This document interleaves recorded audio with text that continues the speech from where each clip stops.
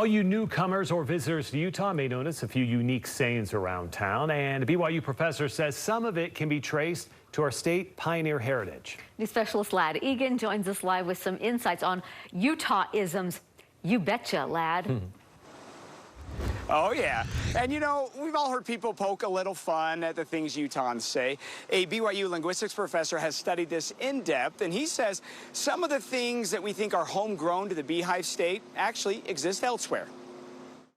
People have a lot of ideas about what Utahns say, and a lot of them aren't particular to Utah. David Eddington wrote the book Utahisms about our unique expressions, inventions, and place names. Oh, things like how do you fill?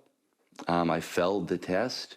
That's found all over the U.S. He says Utah had a huge later influx from England than the rest of the country, and we can trace certain pronunciations to pioneers. In southern Utah, people say hurricane, and they get laughed at like, oh, they took it and they somehow made it bad, and actually, that's just the British pronunciation.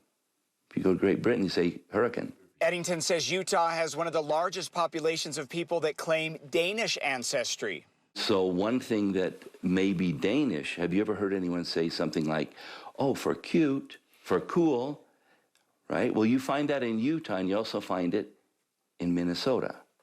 So what do Minnesota and Utah have in common?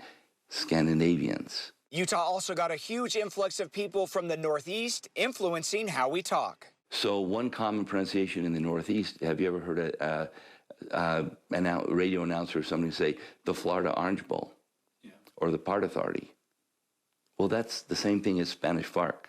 Eddington says that pronunciation of Spanish Fork is dying out, underscoring how language is always changing from place to place and from generation to generation. Even if you go to one place, even if you go to Utah, you'll find variation according to where people are from, how old they are, how educated they are, things like that.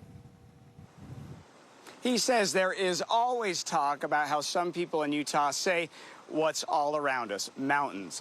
He says standard American English is not to pronounce the T and then end with a nasal sound, mountain.